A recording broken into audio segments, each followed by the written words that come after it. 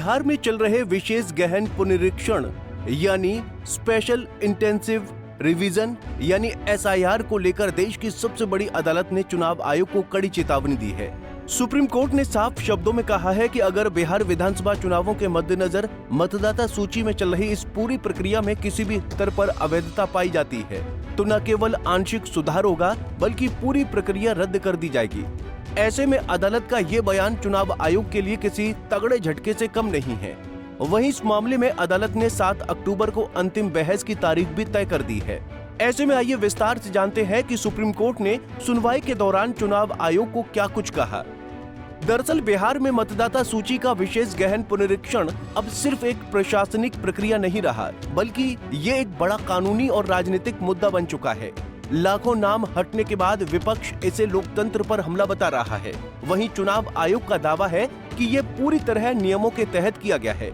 इस बीच supreme court ने सोमवार यानी 15 सितंबर को इस मामले में बेहद कड़ा रुख अपनाते हुए साफ कहा कि अगर उसे प्रक्रिया में कोई भी अवैधता मिली तो वो पूरी SIR को रद्द कर देगा।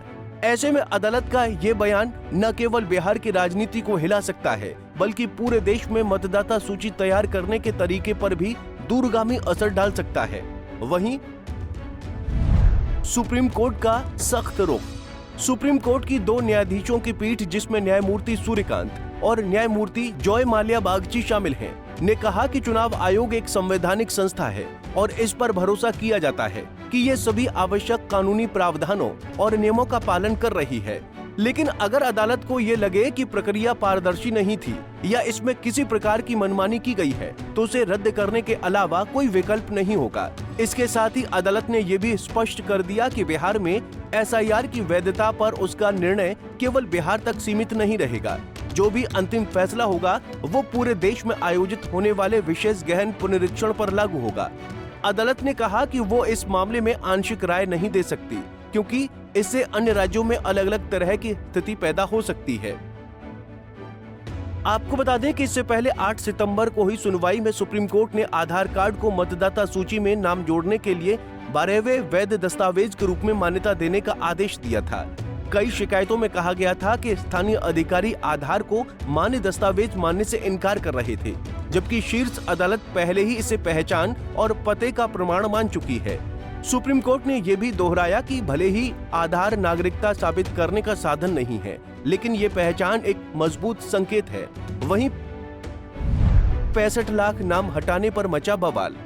बिहार में SIR प्रक्रिया के दौरान चुनाव आयोग ने ड्राफ्ट वोटर लिस्ट जारी की, जिसमें ये सामने आया कि लगभग 65 लाख नाम मतदाता सूची से हटा दिए गए हैं। विपक्षी दलों का आरोप है कि ये कदम लाखों वास्तविक मतदाताओं को मताधिकार से वंचित कर देगा। कांग्रेस नेता राहुल गांधी ने आरोप लगाया था कि मतदाता सूची में छेड़छाड़ कर बीजेपी को राजनीतिक फायदा पहुंचाने की कोशिश की जा रही है।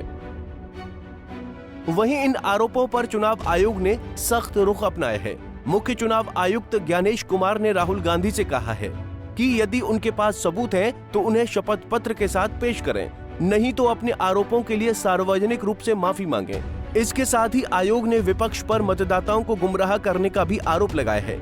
ऐसे में ये विवाद केवल बिहार तक सीमित नहीं रहा है, बल्कि देश में मतदाता सूची की पारदर्शिता और निष्पक्षता से जुड़ा हुआ मामला बन चुका है, जिसमें अगर सुप्रीम कोर्ट को गड़बड़ी के सबूत मिलते हैं तो पूरी प्रक्रिया रद्द होना बिहार के चुनावी समीकरण को पूरी तरह से बदल सकता है।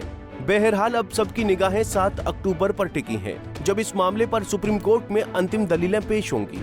कानूनी विशेषज्ञों का मानना है कि अदालत का फैसला बेहद अहम होगा, क्योंकि ये न केवल बिहार बल्कि पूरे देश में भविष्य में होने वाले विशेष गहन पुनरीक्षण की प्रक्रिया के लिए एक मिसाल बन सकता है। Bureau report, Punjab Kesari TV. हमसे जुड़े रहने के लिए हमारे YouTube चैनल को सब्सक्राइब करें और नई वीडियो की नोटिफिकेशन के लिए बेल आइकॉन को दबाएं।